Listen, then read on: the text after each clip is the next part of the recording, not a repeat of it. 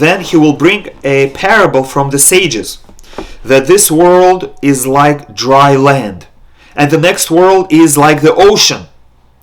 The next world has the potential to be a very pleasurable voyage, but only if you took along provisions.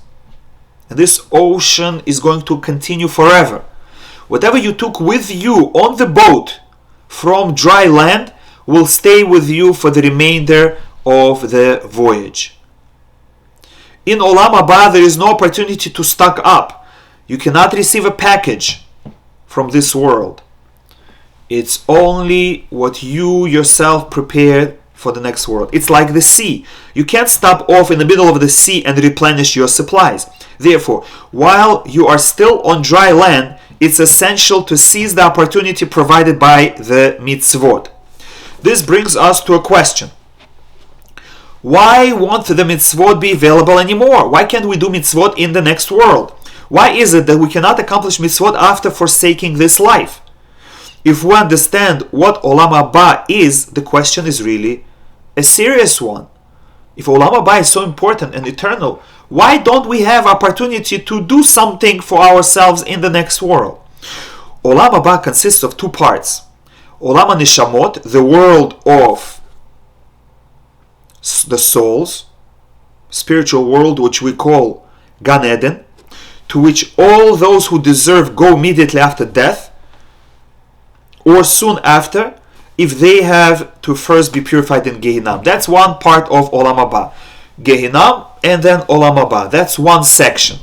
Some go straight to Olam Haba, some first stop at the cleaning station, Gehinnom, and then they go to Olam Haba. And the second part of the next world is Techiyat HaMeitim, the revival of the dead, where when the soul and the body will be reunited in a new, sublimely noble physical existence, the utopian world, where even the body recognizes and sees Hashem. The Mesilat Yesharim will explain shortly that the ultimate good and our ultimate goal is to be close to Hashem. As he says, when you look more deeply into this matter, you will see that the true perfection is clinging to Hashem. And this is what David HaMelech said. And as for me, the best thing of all is to be close to Hashem. The Rambam, when explaining the first mitzvah of the Ten Commandments, Anochi Hashem Elokecha, I am Hashem your God, says that this mitzvah is to know and to believe in Hashem.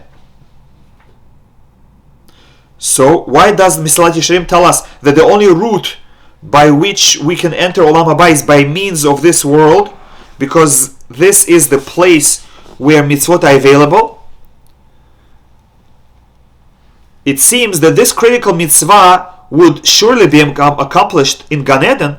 I can know Hashem in the next world, where tzaddikim sit and gaze at the splendor of the Shekhinah itself.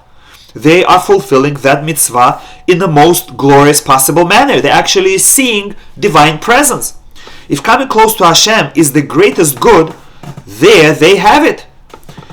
Perhaps you'll answer that in Gan Eden, where you will not have a physical body, you'll have an intellect, but you can't put tefillin on the intellect. You cannot do any physical mitzvot. You'll have a neshama, but the neshama cannot eat matzah.